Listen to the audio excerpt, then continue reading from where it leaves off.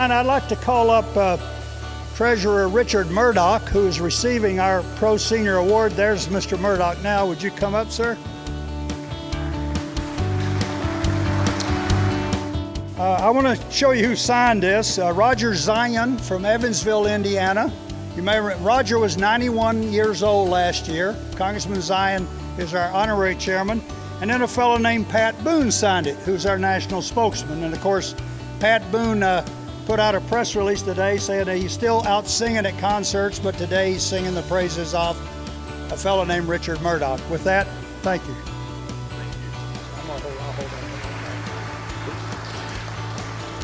Thank you very much, Jim, and we especially welcome people who come across the world's widest river, which is what we call the Ohio River. So we're glad to have you up this way from Kentucky and even more recently from Florida. And to all of you here who are Hoosiers who don't get to the state capitol very often, we certainly give a special welcome to you at all, one and all. You know, I have that great privilege of working in this building, and every day I do that, I often think, how is it that I'm working here? You know, I didn't start out with a career in politics. I'm actually a geologist, spent many years in the energy business, and then kind of had my path go a different way. But all through that period, even back when I was working in the private sector, I was involved with our company's long-term retirement fund, something that's governed under the ERISA program. And one of my great joys here as state treasurer is to serve as the sole trustee for the Indiana State Police Pension Fund. And thus I get that opportunity to work with seniors and to help provide for their futures. And the sign behind me here that says 60 plus, well, as of last October, that too had special meaning to me because I had that 60th birthday. And I get to brag for just a moment, and forgive me for this, but on my 60th birthday I ran the Chicago Marathon. And I make that point only to say that it used to be, when all of us in this audience were young folks, 60 was old, wasn't it? Not so much anymore. Not so much anymore. And it's not just because our attitudes have changed, but it's because of this wonderful science that's out there today that makes our life better and gives us longer lives, and at the same time makes saving more important, makes looking forward to our future more important. And the role I take very seriously, especially as a trustee for the state police officers, is it makes it more important that we're always making sure that the promises that have been made are kept. You know, I'm one who believes, and I do believe, that there will be great changes coming to Medicare and Social Security, and I believe that when those changes come, whenever they come, for those people who on that day are over the age of 55, every promise that has ever been made in both Social Security and Medicare must be kept to the penny.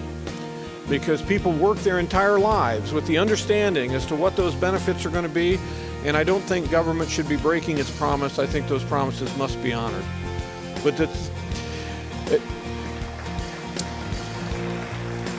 and equally importantly,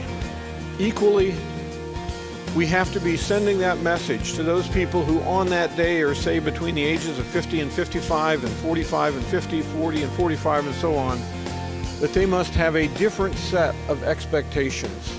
We must be changing the tax policies. We must be giving them greater opportunities and incentives to save for their own futures, to save for their own health care.